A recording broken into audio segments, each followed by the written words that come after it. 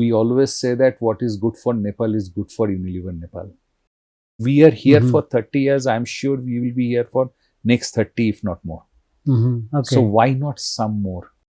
You cannot bring in the global quality products if you don't enhance the quality of the factory, the machineries and all. You should work for the consumers, the stakeholders, the customers. In the process, if the award comes in, that's fine. And hence, award makes us happy. Our counter request to government is that we are creating economy. So why can't we be the special economic zone?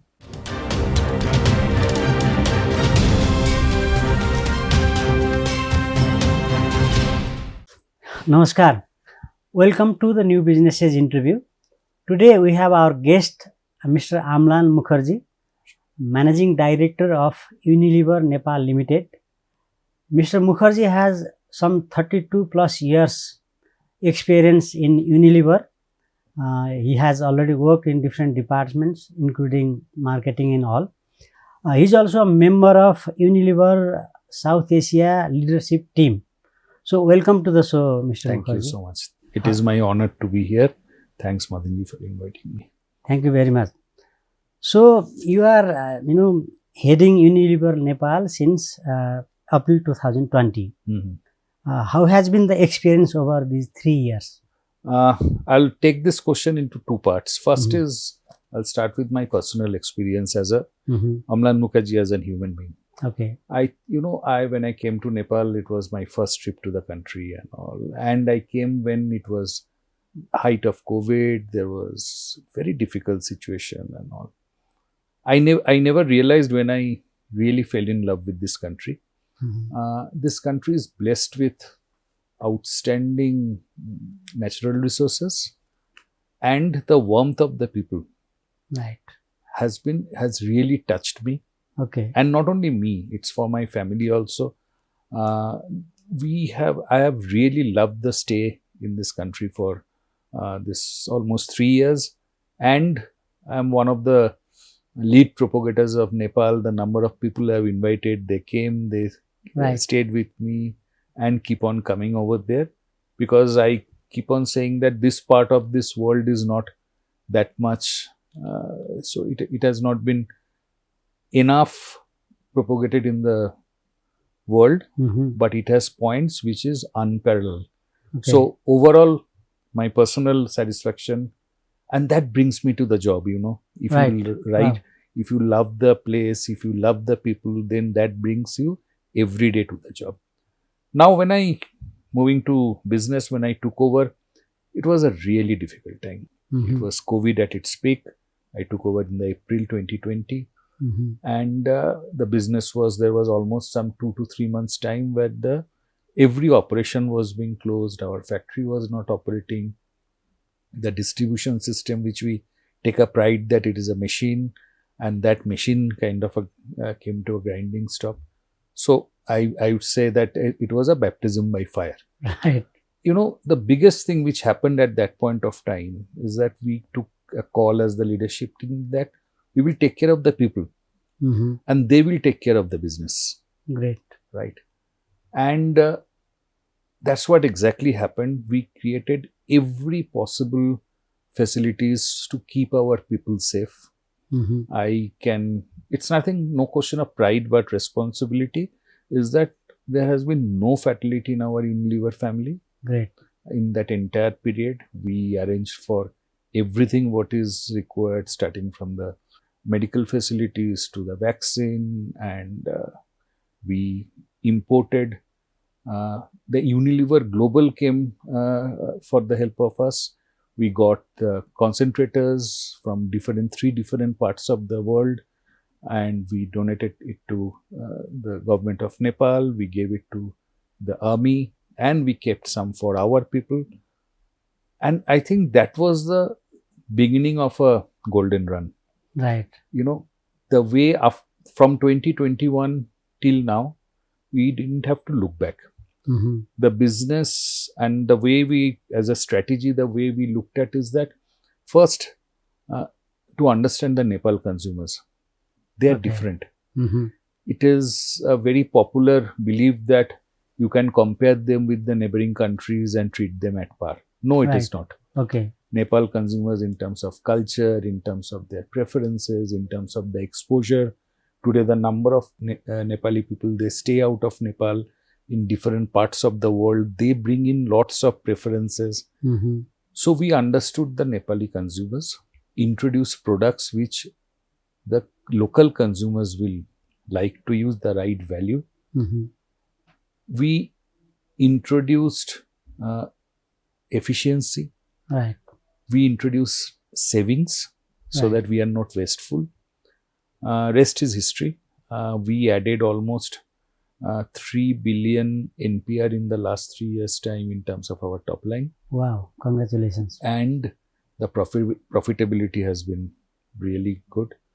And I shall give you one data that based on the number of pieces we sell every month almost 8 to 10 crores pieces of products Wow. in Nepal. Okay. And Nepal has a population How of many SKUs? 120 SKUs. Okay. And starting from a shampoo sachet to a 3 kg Rin powder packet, we Yes. sell that much. And you know that so it is a 3 crores population. Our calculation says that we reach 8 out of 10 households of Nepal every month, Okay. and 9 out of 10 households of Nepal every quarter. Oh. So that's how we kind of It means 80% population you reach in a way.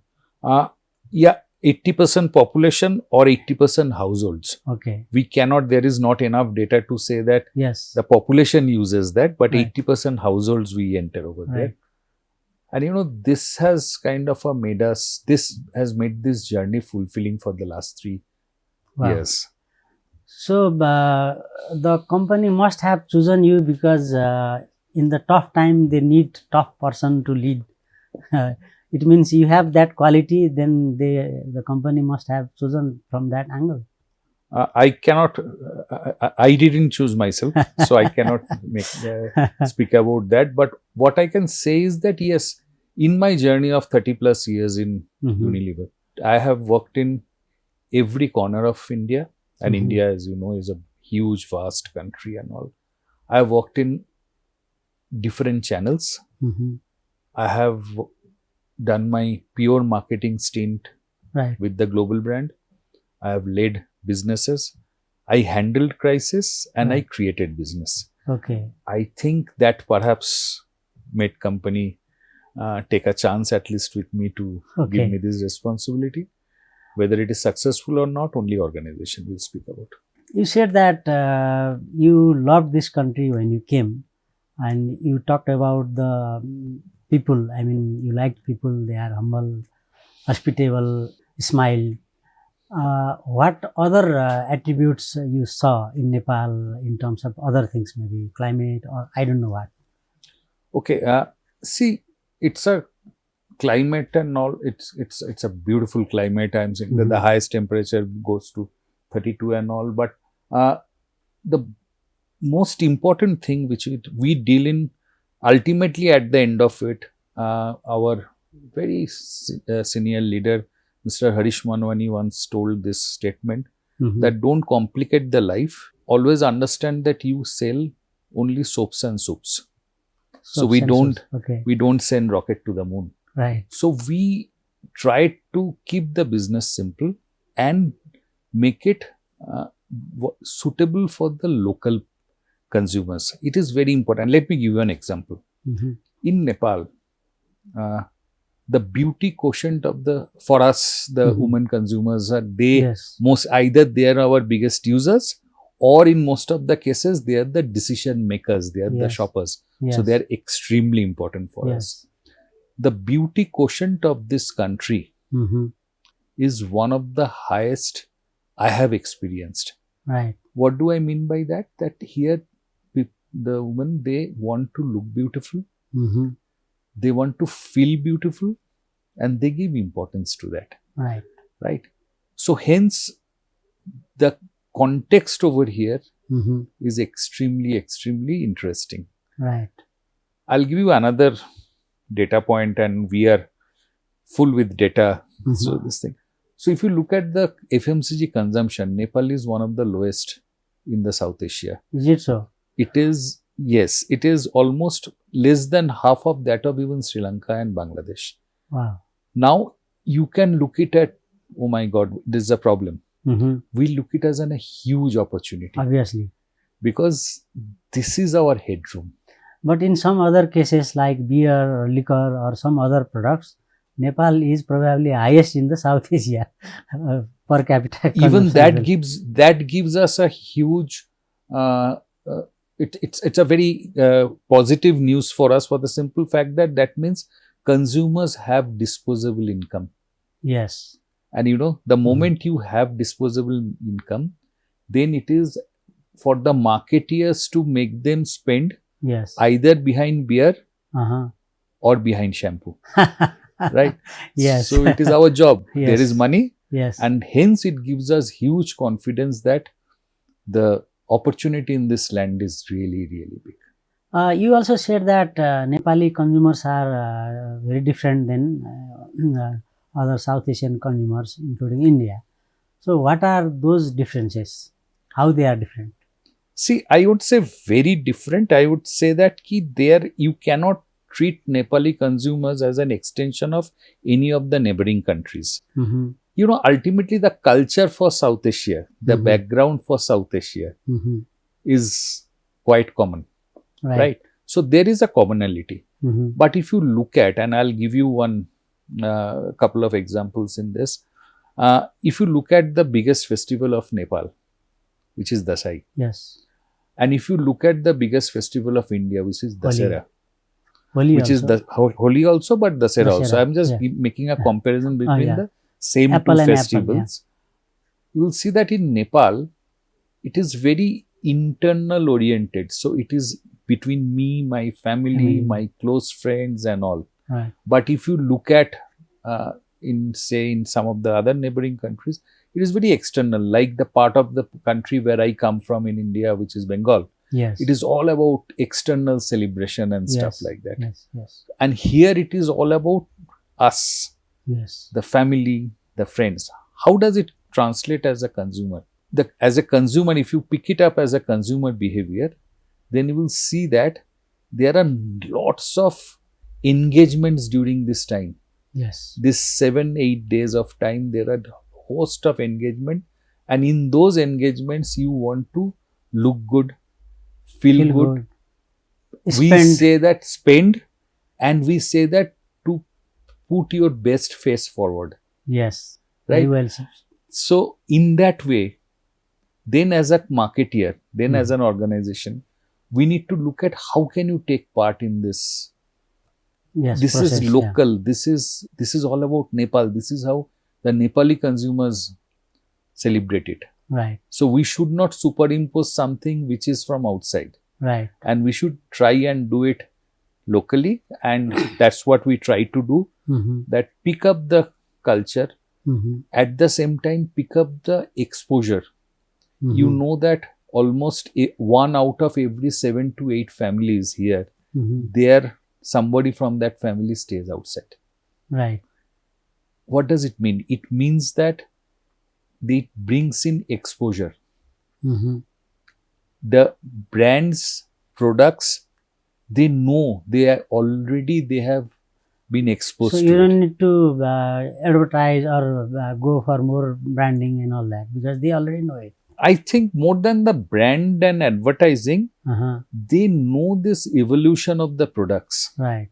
The product. So they are already aware. You don't need to exercise more. Absolutely. They are aware. And then it is the job of ours as a marketeer, ours as a business organization, to bring it to their, close to their, so that there can be that moment of truth which is being created, where the latent consumer need is created, and they go and buy. Right. Right. That is important, and that's why it is important to understand the consumers the best. And I must say that my team I can speak about the last 3 years, their engagement with the local consumers, their research has been of high order. Okay. And that's how we want to run the business. We always say that what is good for Nepal is good for Unilever Nepal. Right. Do it for the local people. And that's how I think we are moving ahead. Great. So, how do you see the present economic environment, in the context of FMCG industry? I must say that first I should compliment the government, because government has done a fantastic maintenance job. Okay. We have seen the surrounding economies are facing real economic crisis, Yes. right? And Nepal, and I have my friends here, I'm being part of the leadership team of South Asia. I know that how much of difficulties there it was there. I must say that Nepal has not faced that. Okay. Right? Has managed that much in a much more, I would say, a robust way. Okay. Having said that, Nepal can make in Nepal is possible. Okay. There has been examples where it has been possible. If you allow me, Madanji, I must say that as an organization, we have proved that it is possible. Yes. 30 years, this is our 30th year of operation in this country. Yes. And we started with one product, 2 lines. Today we have made 120, we make almost 120 lines. And I have told you our turnover has moved almost touching 9 billion NPR in this thing. So it is possible. Right. And we are here for 30 years. I'm sure we will be here for next 30, if not more. Okay. So why not some more? Obviously. So what strategical changes is happening in Unilever Nepal? The first and foremost strategical thing which we have introduced is that technology. Okay. We feel that technology brings in efficiency. Obviously. Right. And if you look at everything what we do today, I'll give you an example.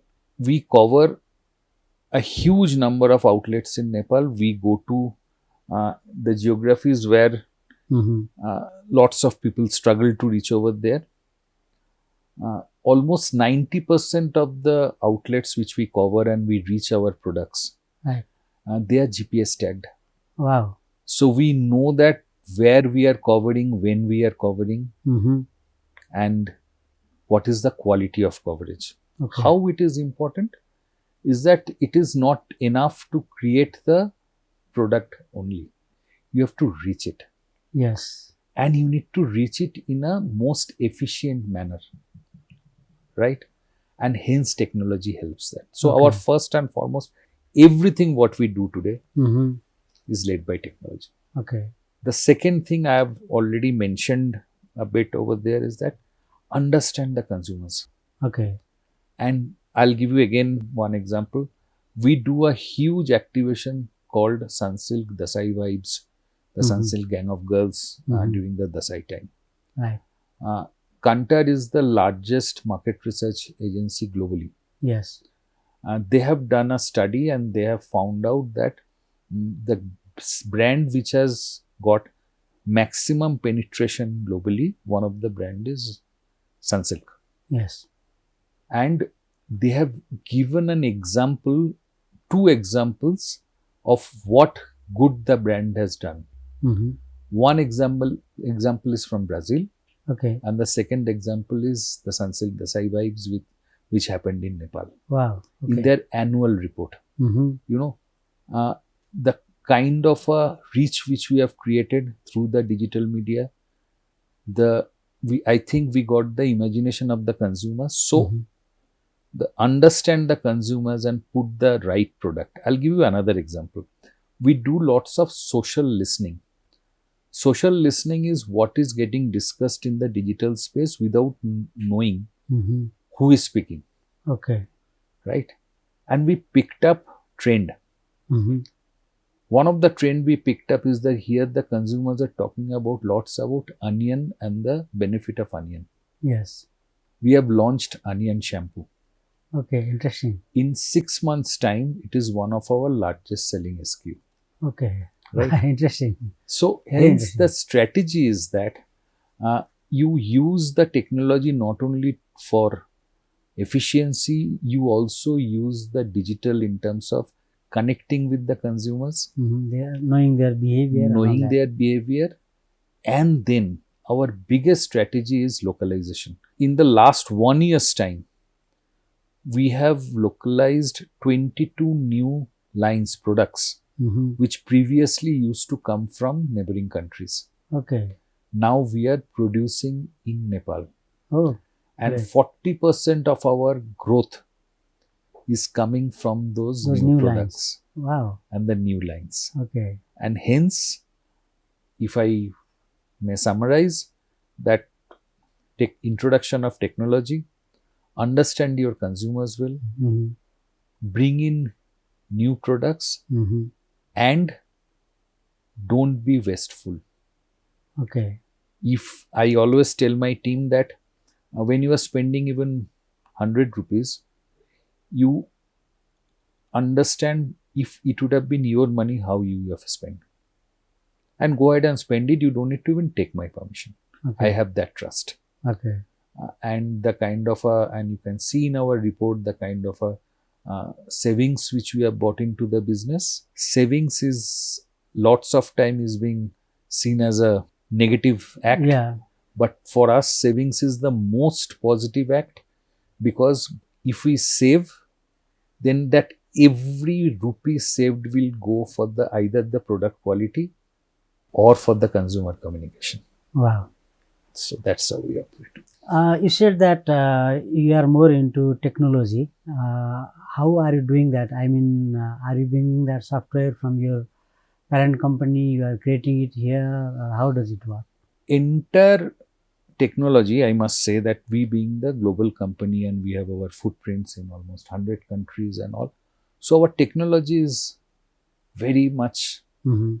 we cannot operate in different countries with different technologies and all. So it is Mhm. very much kind of a common for all the places. So yes, we bring in from Mhm.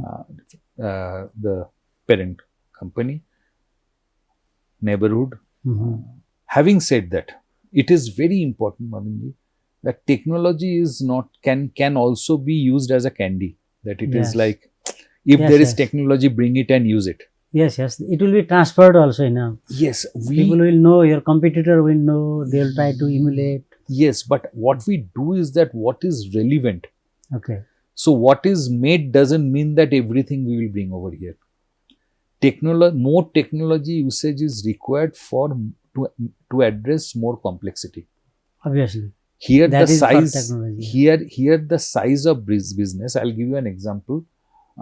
In neighboring countries, we sell almost 800 to 900 lines. Mhm. Here in Nepal, I said we sell 120 lines. So by definition, we are not that complex a business. Okay. Hence, we bring in all the technology, but what is relevant for us, Okay. and we use But that. to make it really very user friendly, you must need some local IT people also. They will be. Everybody, Yeah. there are 95 to 96% of our people are local people. Okay. Only some 6-7 like me. We have come from different countries, and I have in my team. I have from Sri Lanka, I have from Bangladesh, and I have couple of us from India. Rest all are Indian. Our IT, we have a completely separate IT department, Right. and those people, they are comparable. Mhm. Again, I tell my team Mhm. that don't be the best in Unilever Nepal or in Nepal. Mhm. Be the best in Unilever Global. Try Okay. and be the best in Unilever Global, so Okay. that tomorrow, if you are placed out of Nepal, Mhm. then you can also flourish there. Okay. So even we have a brilliant IT team. They bring in those. Obviously, they move around. They go to places. They develop the technology Mhm. which is required for Nepal, and then they implement. Also, that when you introduce the new product, how do you do it? I mean, do you do feasibility or deep stick survey? Who do that for you? Local companies or? As far as the new product introduction is concerned, Mhm. you need to understand one advantage of Nepal. Mhm. The advantage is that that product has been successful in the neighboring geography. Okay. And the consumers are not very, very different. What we do research over there is that which formulation is right for Nepal. Okay. We do the research that in terms of communication, which communication will Mm-hmm. work in Powerful. Nepal. Yeah. Okay. And we have our research team. Every research is being done locally, right? Okay. And basis that we decide that what to produce and Mm-hmm. what to produce, what to introduce and what not to introduce. Okay. Because why I'm asking this question is, in the past they had this research company. A.C. Nelson. A.C. Nelson. Later it became Nelson. So it is no more there. So Yes. are there companies who have been supporting you? in that? Definitely we have to, because as Unilever globally, Mm-hmm. without consumer research we cannot operate, Okay. and we should not operate. Right. So there are companies who are working with me. We are getting with us. We are getting guidance. Mm-hmm. We are getting cross-border guidance in terms of how to do the. See here, Madanji, doing research here is not a problem. The problem is that the right way to do research, Yes. right? And that's where you need global guidance. What Unilever brings on the table? Unilever brings on the table the technology, the product. We take a pride that our product quality, we Mm-hmm. don't compromise. Our ability to research, our technology to research.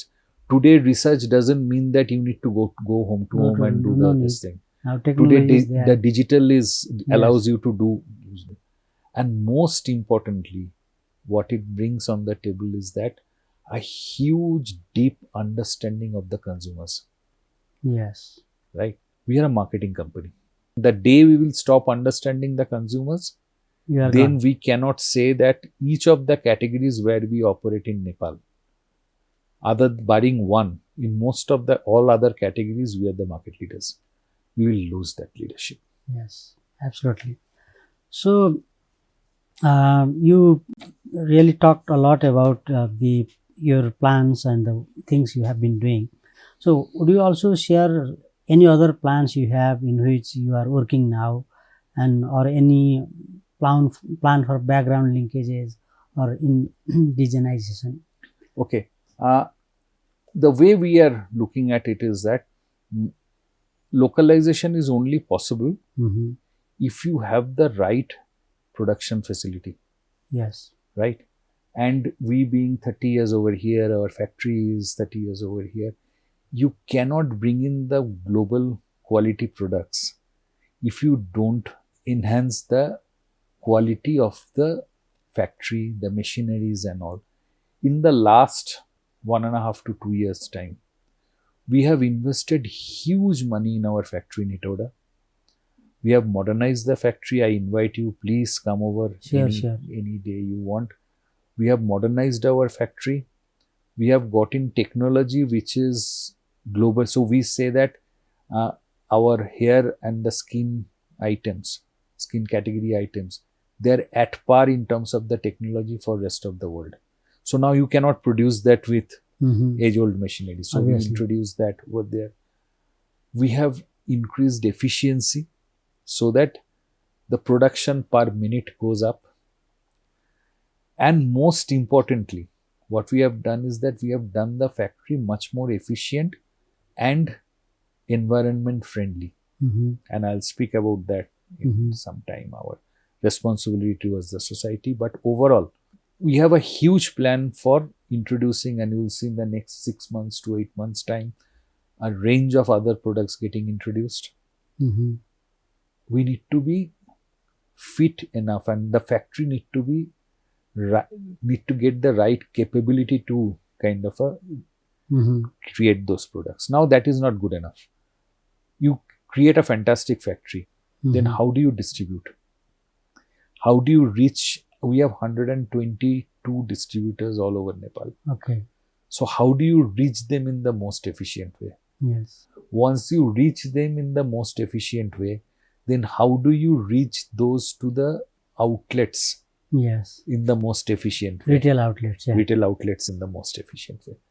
So there's a huge plan in terms of enhancing our capability. The buzzword is improve capability, work on the capability every day, every week. By the way, do you have ancillary industry for packaging or other cartoons? This. Do you produce it yourself, or you outsource, or you do it, bring it from India? How do you do it? Excellent question. So, still some 3 to 4 years back, only 21% of our packing materials was being made in Nepal. Today, more than 70% of our packing materials are made in Nepal. Okay. Through the ancillary industries over here. Okay. Right. Great. And in the same Hetnoda. There are suppliers in other places also. They make and bring it over there. Some of them are in Hetnoda and all. And the question which I raised to the team is that even for that balance 30%, why can't it be made in Nepal? And the team is working on that. Is the question. Why can't it be made in Nepal? So the team, there are some technical issues in terms of some of the packing materials and all. They need a bit of a technology, printing and all that is there, but the rigid and all, it needs lots of investment. The moment there are investments in Nepal, is it more expensive to produce those here than in India? Definitely not, for the fact that if we import, we pay lots of tax. Yes. So that neutralizes the issue. And again, that's why I said, Manaji, this is a fantastic question. This is again my request to the government through you, that globally, if you see, the economy has gone better, lesser with the main industry, more with the ancillary industries. Okay. Example, I'll give you an example, and so if there is a car factory which is being opened in some place, yes, then the ancillary factories around that place, yes, brings the economy up. So that's what we are saying, that it is not only if we produce more here, it is not only about us or the multinationals who are making in Nepal. It is also about the ancillary industry, the medium and small scale industry. Yes, to grow, yeah. To grow, and they can employ more people. They can create more opportunities over here. Kind of creating an industrial environment over here. Absolutely, absolutely. And again, I must say it is possible. If you go to Hetnoda and the adjacent places, from Simla to that place, there are number of industries. Yes, yes. There are number of smaller factories, and there are big factories like ours, like Surya Nepal and others. But there are number of smaller factories also. There needs to be 10s and 20s of such industrial units in Nepal. Yeah. By the way, the government talked a lot about the SEZ, special economic zones, and no industries are going in there. Have you ever thought on that line? See, we haven't, for the simple fact that we already have a huge setup over here.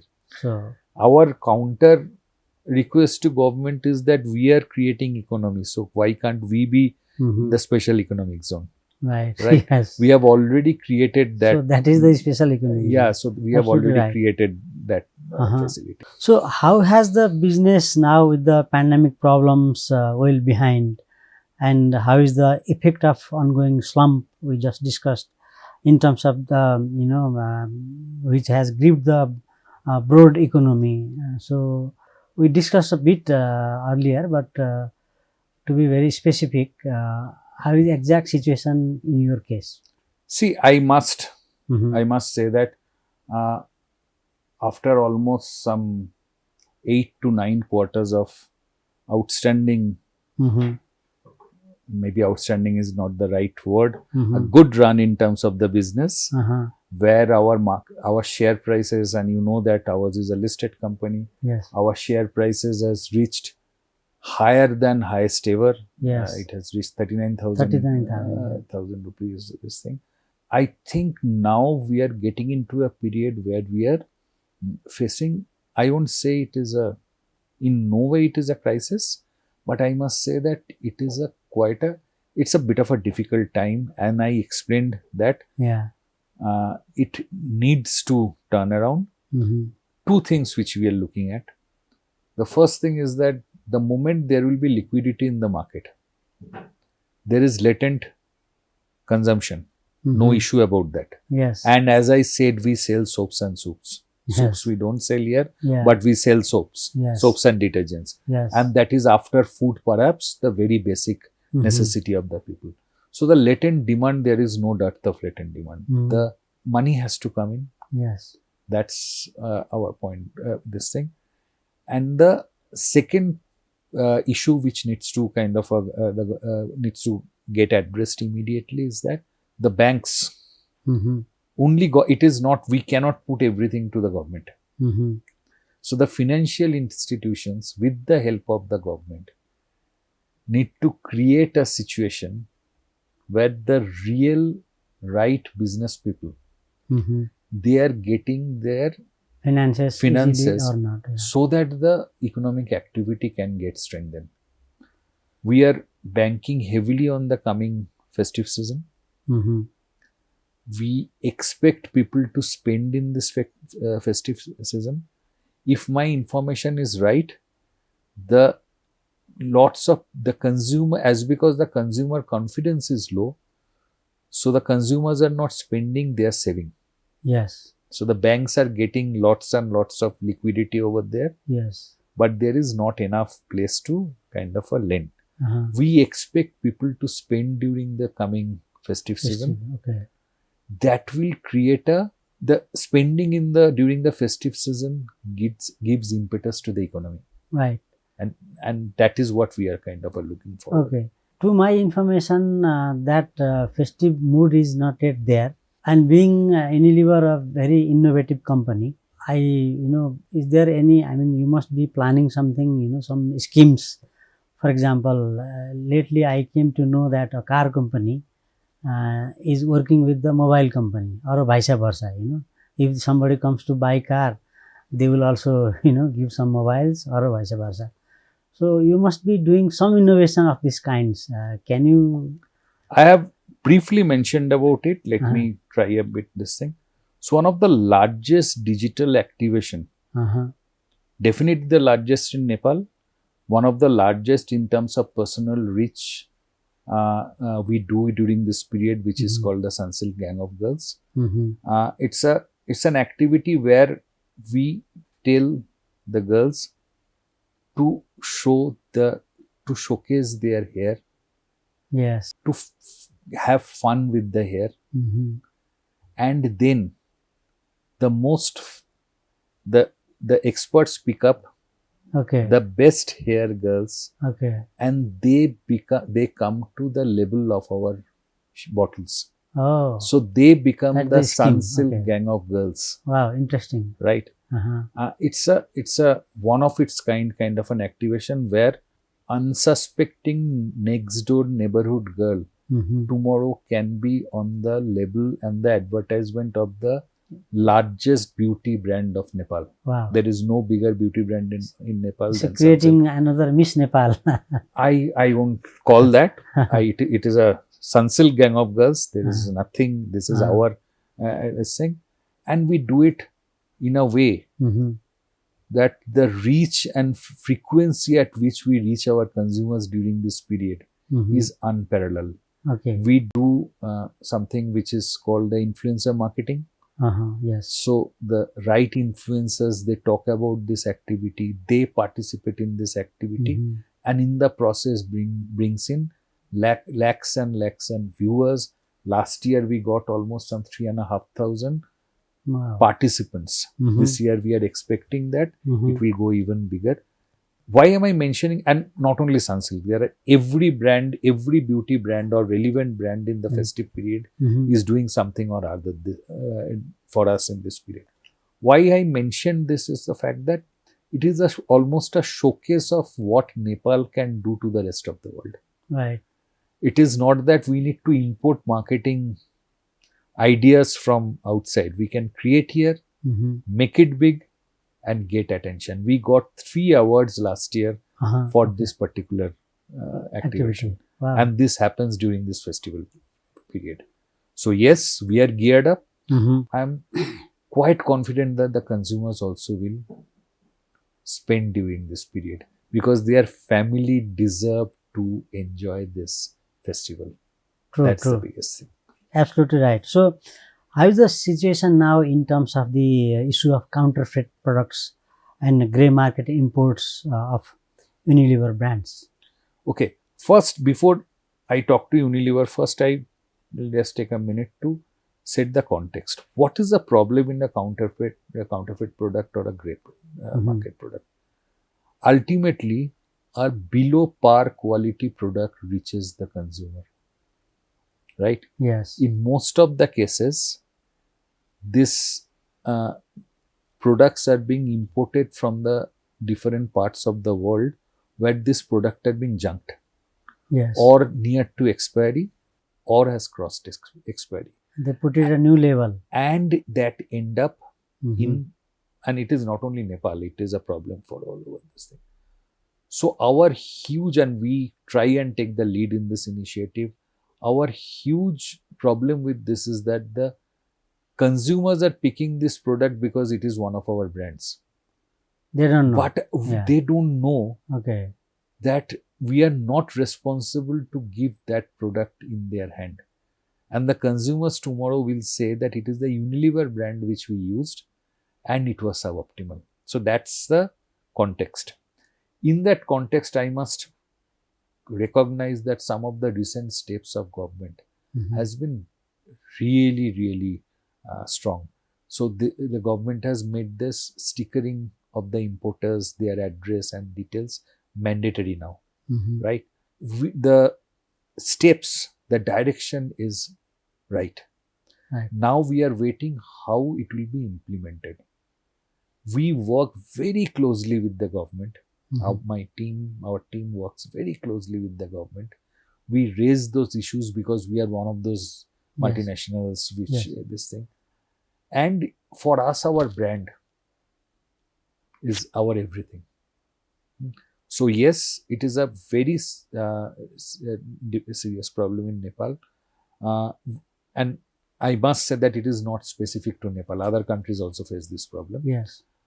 We need to sort it out. It is an import-based country, so government needs to implement, needs to be stricter in terms of the implementation, and no excuse kind of a situation that you bring suboptimal product for the consumers and you will be penalized. What is the percentage of these grey products or counterfeit products? See, there is no way we can find out the percentage. The quantity is significantly high. Okay. And you will see that these all products are mostly from the beauty product range category. Okay. Because they are costly. So there is margin. You don't pay the taxes. And they undervalue the products, and it makes sense for those products to be this thing. Nobody will bring I have not seen somebody bringing a wheel powder or a Lifebuoy soap from different parts of the world. Yes. A Lifebuoy soap is available in all the places. Yes. But we see that, say, a shampoo brand or say a skincare brand. Yes. And it is not only the problem for us as Unilever, it is other companies also are facing the problem. Right. So it is my sincere request to the government that this needs to be given highest priority and tackled. Yeah, absolutely. You know, one issue that Unilever and a number of other multinationals doing business in Nepal have been raising it that of simplified permits to the import products for test marketing. We also discussed that last time. So, how has the situation improved in this? Has it improved? No, it has not.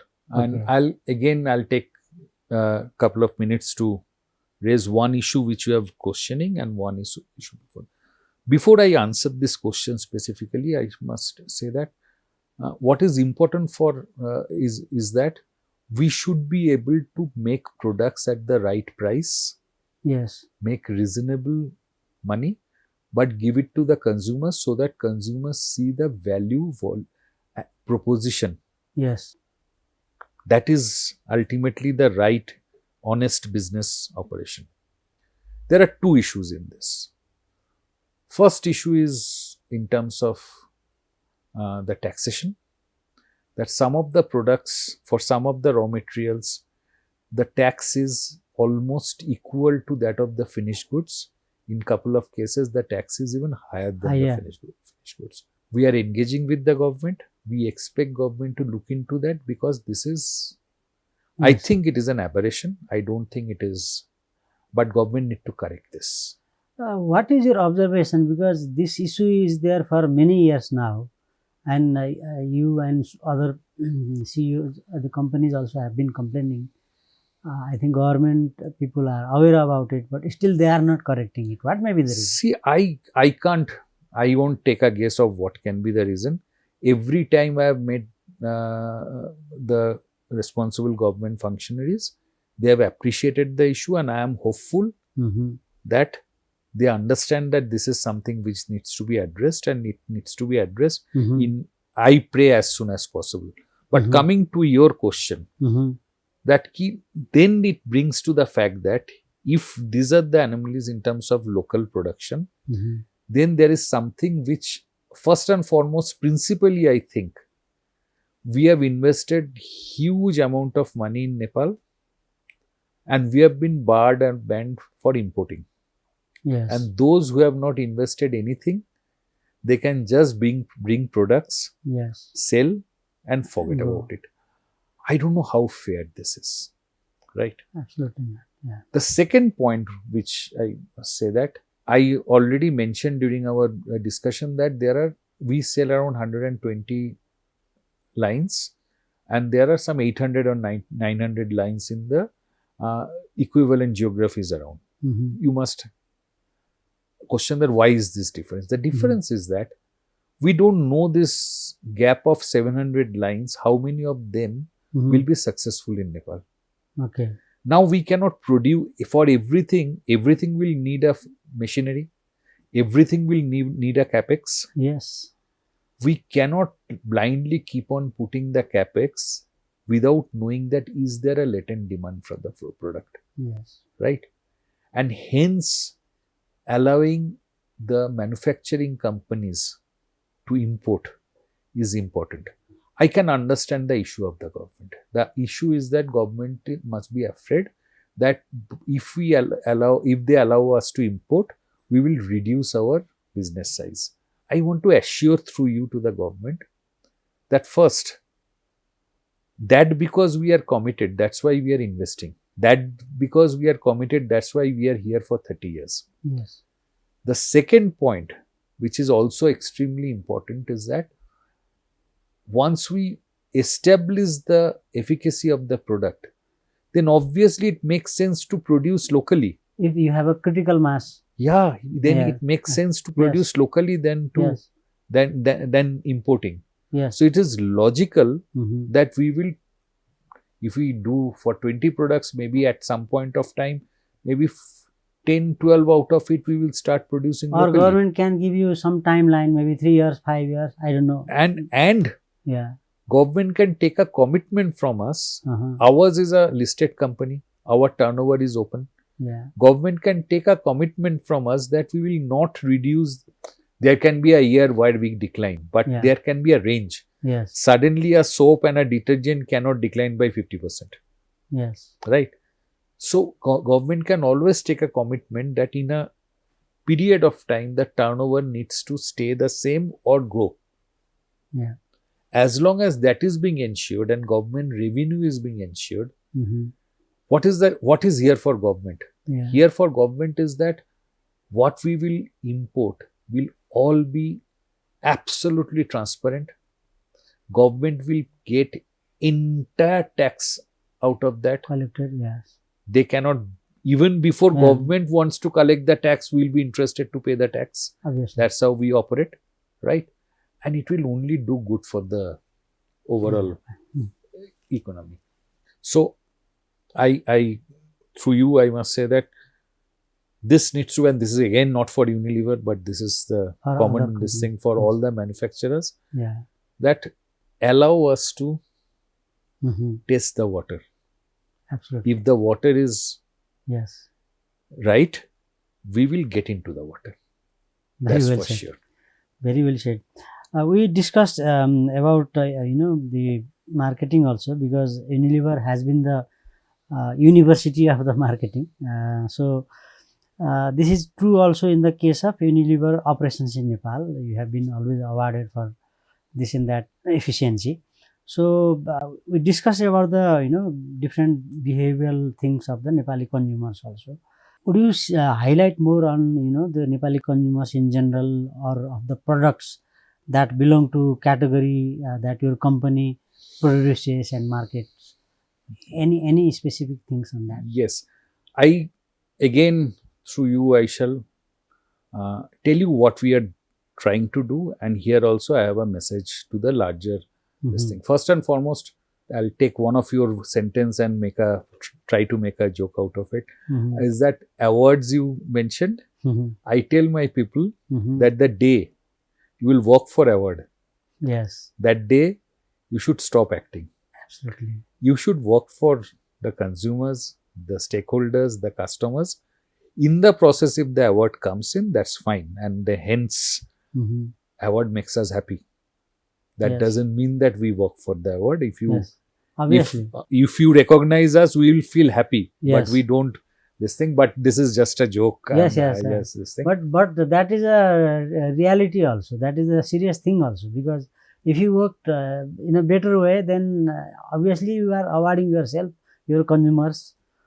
So, award is less of a motivation. The consumer satisfaction and the customer satisfaction is the biggest motivation. Now, coming back to your question, there is another thing which has happened in the last 2 to 3 years' time. Government has introduced clean fit policy. Yes. Once government has introduced clean fit policy, government's objective is very clear that the local advertisement should be kind of promoted. Yes. I must say that there is no other way for economies and countries like Nepal. There is no other way to approach this other than what government has done. We have identified that, and we have shared with the ad board, that there are certain things in this policy which needs serious attention. Otherwise, while the intent is right, the things can turn around bad. And let me give you a couple of examples of it. First is that we are a global company. In some of our brands, we have global ambassadors. Yes. Or the regional ambassadors. Now, saying that you cannot run an ad without a local model and a local this thing, it will never happen. Because with our brand, that ambassador is synonymous. Today, the brand which say a Ronaldo endorses or a Messi endorses is something they almost got synonymous to the brand. Yes. Suddenly it cannot be changed. I'll give you another interesting counter. Mr. Nimsdai Pujara, who is the very our famous and we are proud of his mountaineering this thing. He endorses one of the German very premium luxury brand. Yes. Mobla. Yes. He endorses that. What if the German says that why not local? Why not local? Right. So this is the point which we are saying, that first, this point, wherever we don't have a global or a regional endorser, in the last 2 years' time, if my calculation is right, we have made 8 to 10 local Nepal films. Okay. Made in Nepal, with the Nepal actors and everything. Definitely we will do it locally. But then if you enforce in a way for a multinational, then that's not the practical thing to do. Okay. That's point number one. Point number two is that government needs to look at whether it is fact or whether it is right or wrong. I don't want to get into that discussion, but it's a fact that almost 50% of the viewership in Nepal is in non-Nepali channels. Okay. Interesting. And there is no advertising. Yes. There are ways where there can be the local advertising and government can earn revenue from there. Okay. I can understand that the foreign ads should not be played in that place. Okay. But then the Nepali ad can be played in that place. Okay. There are ways to do that. We are engaging. That will increase government revenue, and at the same time in TV, 50% of the viewership time, there is no ad. Right. It's a lost opportunity Okay. for us as a consumer interaction and for a government as a revenue. The last point which I would like to bring over here is that in Nepal there is a revolution which is happening, and the revolution is the digital revolution. Yes. Nepal is catching up in the digital space further than lots of the other countries. I don't want to... Digital revolution in what terms? In which area? So today, the way it happens is that the consumption of the mainstream, the TV, is coming down significantly. Yes. And the print. Even print. Yes. And people are moving towards the digital medium, whether it is a social site, social media, whether it is a digital media. Even today, at home, previously it used to be one cinema watched by 4 or 5 members of the family. Now everybody... Today, it can be 5 different cinemas or things which are running in the family. Now, as an advertiser, you have it's a huge opportunity for us. Yes. And hence, that is the trend. Okay. And we are picking up that trend big time. Okay. We are moving a big portion of our advertising budget. Today, we are, to the best of the information, it is not published, but I have been told that we are one of the top 5 advertisers in Nepal. I don't want to go more specific on that. And a huge money of our advertising is moving to in the digital platform. Yes. The advantage, as I said, in that digital platform, almost 70 to 75% of our consumers, or the prospective consumers, have access to that mode. Okay. And hence, we can target them. Unlike a TV, I can find out not precisely but quite around that, say for a brand like a Pond's Bright Beauty, which all materials are being seen by my TG, and there I can place my product promotions. Okay. Right? So digital is the huge trend in Nepal, and there are global social media companies and digital companies. They are coming and opening shops here recently, if you look at. Right. So, and we are trying to be the pioneer to get into over there. Okay. And moving our resources there. This is something which is there to stay. And how is the impact of digital advertising? Is it impactful in comparison to television and even the prints? See, this is again, I must appreciate you. You are hitting the nail on the head. So, the way today it happens is that people make one advertising and they run in digital and TV. Yes. People make one advertising and they put it in the print and put it in the banner in the digital space. Yes. It can't be like that. Okay. There is a proper insight that how the digital viewers, how do they behave? How do they behave? And how do you so let me give you an example. In a digital space, if your product is not introduced in the first 5 seconds of your this thing, then you have lost it. Yes. You cannot. Yes. Because then people have the liberty to move. Yes. Right? But if we have a very nice advertising in TV, which is very emotional, and you are introducing the product window at a much later stage, right? And you put that in digital, that will not be work. A full, clear wastage of money. Yes. Right? That will not work. Those are the learnings which we need to kind of pick up. And we are using those learnings. We have huge learning globally, locally in the sense in the subcontinent, and we are introducing that. We are creating separate creatives for digital space, right? And today the influencer marketing Mhm. is globally a trend. Yes. People are listening to the experts. Yes. People are ready to change their preference basis the advice which they get They from get, the yes. space. So we are aware of those trends, Mhm. and I must assure you that Nepal will be next to none in this space, Mhm. because we along with other companies, there are other companies also, they are doing brilliant job in this space, and we will all move together. So the television and prints will be closing their shutters down now. Big I- advertisers like leave us, I don't do really it. don't know. I really don't know, but I'll give you another example which Mhm. has happened very recently. Mhm. I think yesterday or day before. So there is a discussion which is happening Mhm. in the subcontinent that the direct to home companies, Mhm. their license fees will be reduced or removed. Oh. You know the reason? Because the way the viewership over there is dwindling, is coming Yes. down. Yes. Paying that high license fee which was there say 10 years back or 15 years back Mhm. will make them unviable.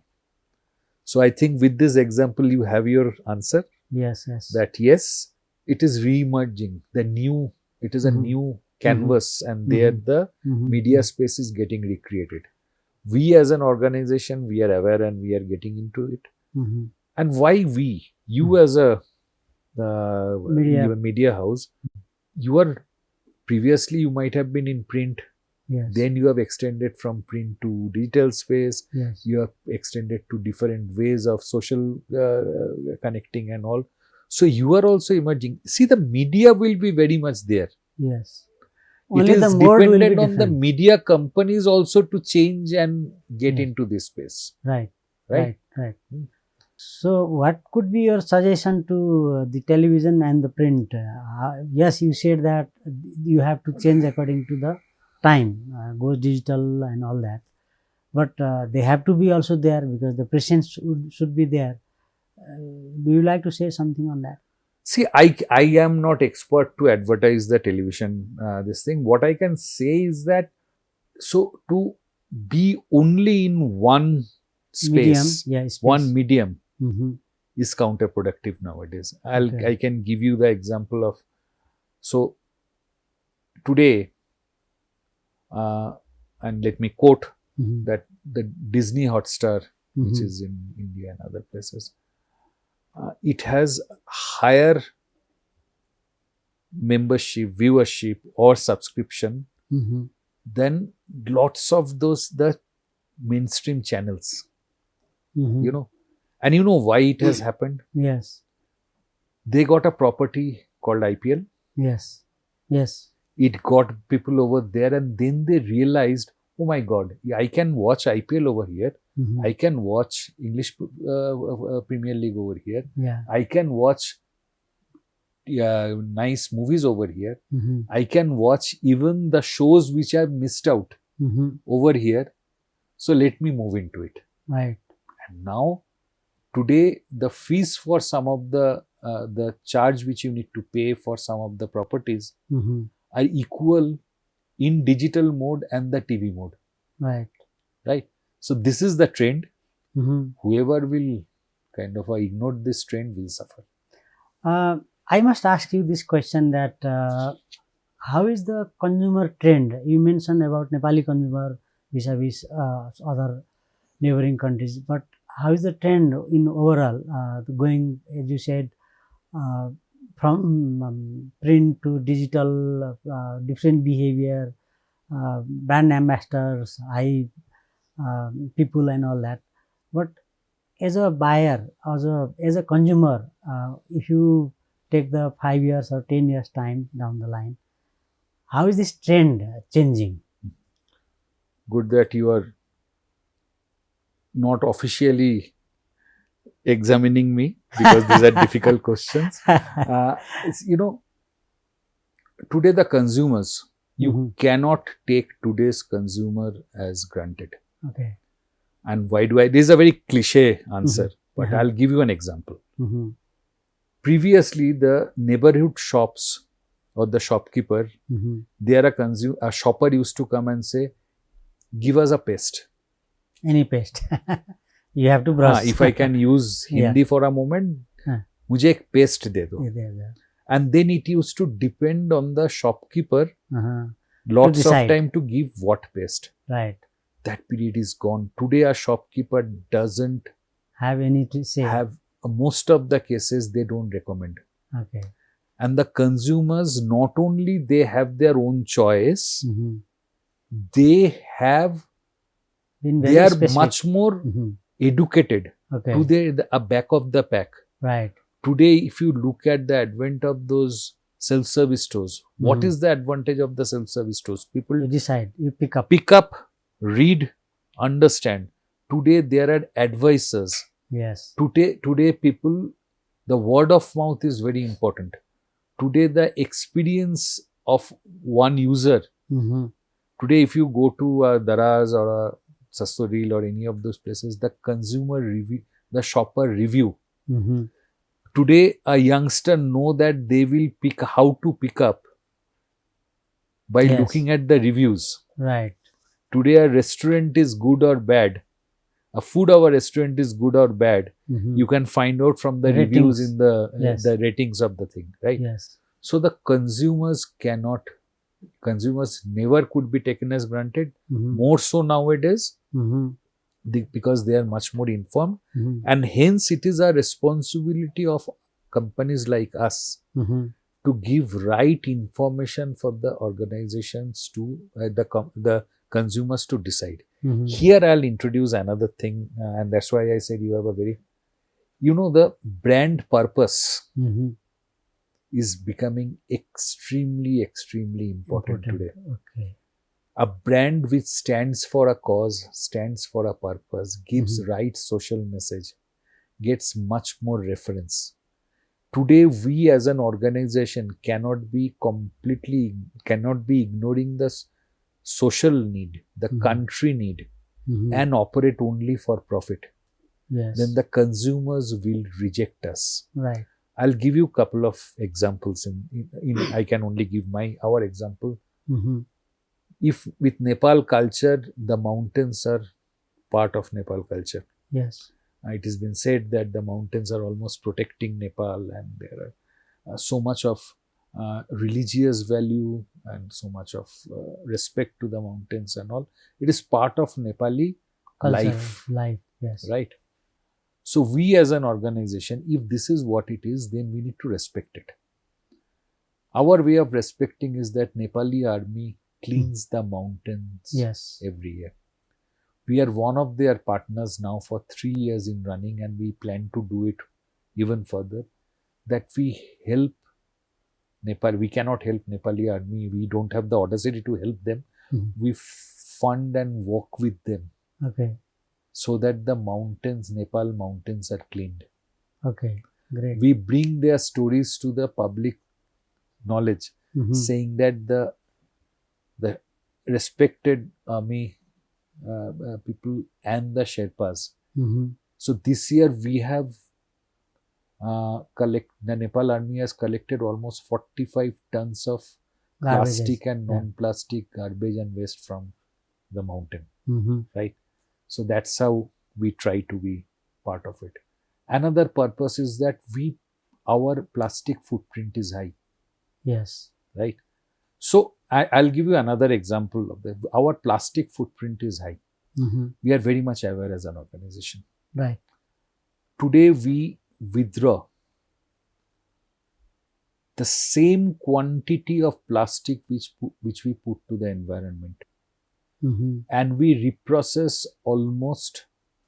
recycle and reprocess almost 55 to 60% of it. How do you do that? So there are collectors who collect Those the things and bring it quantity to of you. plastic. Okay. Then there are organizations, they recycle the plastic and put into different uses, Okay. right? Uh-huh. And that's why we ensure that the plastic footprint Mm-hmm. is not increased or not increase proportionate to our volume. Okay. We have a dream of making it 100% Mhm. and even more. Okay. That's how we kind of Uh-huh. are operating it. But it is Unilever global responsibility. Wow. It is not easy. It is Of very course. difficult Yes, yes. It's because a- the technology is not good enough. It is not at that mass scale to kind of a more than recycle. that's the mass behavioral issue also. Absolutely. Yeah. To change the Today, culture. if you look at the mass uses those, there is no better delivery system which has been Yes. till such time alternate delivery system is being this thing, plastic is there to stay. Yeah. So hence the organizations need to find out how to reduce the footprint, Mhm. and we are trying to do that. Great. The last point which I'll tell you is that Mhm. today 80% of we have a huge factory, as I mentioned. Yes. Today 80% of the energy which is used in our factory Mhm. is solar. Oh. So we have, again I invite you to come to our factory. Uh-huh. So we have used a huge space in order to put the solar Solar panels, and in most of the cases other than power cut, where we are forced in some of the times to use our generator Mhm. and use conventional energy. Okay. Rest of the time, our 70 to 80% of our energy is from solar. Now, nobody told us to do this. It's a huge learnings for all others also. Nobody has told us to do this. Okay. But as I said, if there is no purpose for a brand, Mhm. that brand will be rejected by the consumers. Very If well there said. is no purpose for the organization, that organization will lose the right to operate in the land. What a beautiful sentence. And that's how we Mhm. operate. Are we there completely? No, not at all. Mhm. Are we moving towards that direction? Mhm. Yes, we are trying to. Okay. So is this your CSR activity, or how do you call it? Madanji, we don't have any CSR department or CSR activity. Okay. We don't Okay. do that. Okay. For us, if what we do Uh-huh. is not good for the society and not good for the Mhm. consumers, then we better not do it. It means everything you do that is already in a CSR. So when we Mhm. discuss about anything, so Mhm. today, let me tell you that the soap packing, Mhm. what we are using is recyclable packaging, Okay. right? Nobody Mhm. told us to do it. Okay. But will you call it a CSR? Will you call the mountain cleaning a CSR? The moment you are calling it a CSR, then Mhm. it is a definition of X percentage of your turnover need to go to Mhm. Y list of activities and all. We don't operate in that way. Okay.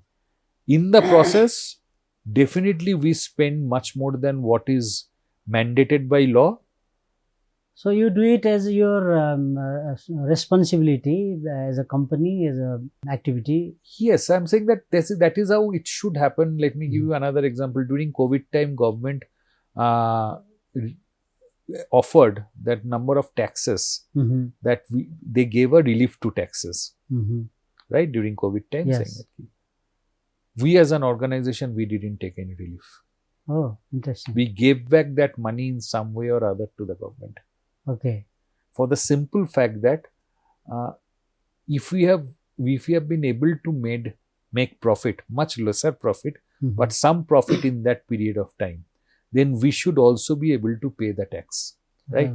And we didn't do it there. So there are people who said that, what is this? Mm-hmm. But that's how Okay. we operate. Great. You talked about the digital revolution. So, how affected is the general Nepali consumer by ongoing digital revolution? They are not affected. I think Nepal is moving. Nepal consumers are benefited because Mm-hmm. the fact that Mm-hmm. the reach of the digital media, the social media is so much. And why only we are talking about the advertising and all? It is a question of, like, if you look at in terms of the financial segment, today, I use Iseva more Mhm. than I use my own wallet, Okay. right? Okay. I am saying that today we are trying to create a process for our thousands and thousands of retailers that how the payment which they make to our distributors is made online, right? Okay. So that it is easier for them, it is transparent, and you can define time period, and we are working with couple of banks to see that how we can do that. I'll give you another example of the digital usage. Almost 7 to 8% of our turnover in the general trade comes from B2B, one B2B app. Okay. So a shopkeeper doesn't place order to our Super distributor salesman. or a salesman. Okay. They place order in the app. Okay. That order goes to the nearest distributor with whom it is mapped. Okay. And that distributor supplies the product within 48 hours to the shopkeeper. Wow. The way somebody places an order in a e-com company. And I am telling you, this is, again, I am predicting. Maybe I will not be there when it finally comes in, but a huge percentage of the sales, way of interaction will move into it. Wow. Today, you will require less manpower also. It is not a question. No, manpower requirement will always be there. Okay. You tell me, those e-com sites, ultimately when those e-com sites came in, everybody said that, okay, the general trade will go and end up. Nothing ended, because proportionately the consumption is increasing. Okay. Proportionately the penetration is increasing, and hence the sales is increasing. So there is space for everybody to coexist. Okay. A salesman will be there, everybody will be there, but in between a salesman's visit, what we call the frequency, it's not that a salesman comes to a outlet every day. In between, if there is a demand, that fulfillment of the demand previously used to be, had to wait for another 5 days, 4 days. Today, it can happen instantly. Okay. So more cycle. Yes, I'm saying that, and that is an additional business for the distributors. Yes. Previously, they used to lose it. Today, if a salesman is coming to a trade on a Wednesday, and next Wednesday he will come, and if there is a, say somewhere, some product either missed out, or the retailer decided not to place order, and then there is a demand and that product gets over, he can immediately pick up the phone, punch the order, and we promise that it will come ideally by 24 hours, at best by 48 hours. Right? That is the level of service you need to give to your customers, not only the consumers, even to your customers. Otherwise, life will catch up. Absolutely. So, how is Unilever Nepal utilizing the new technology in its marketing and other operations?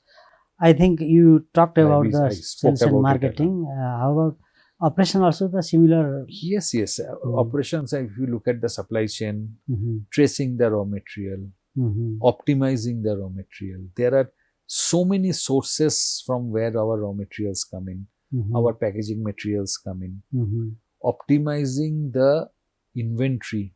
Everything is technology. Today, everything is technology.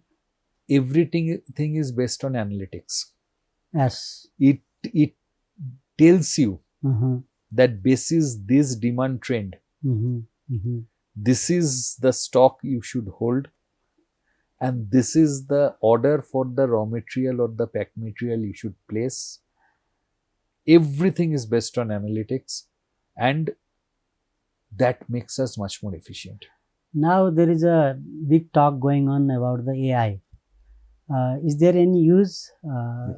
There is every use of artificial intelligence. How are you doing using it? See, what is artificial intelligence? It predicts.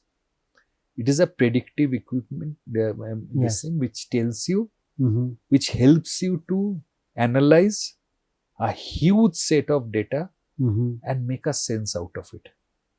So everything what we do today, we deal with X thousand outlets, Y 100 distributors, X 100 salesmen, and 120 products. The replenishment of that previously used to be a manual logic.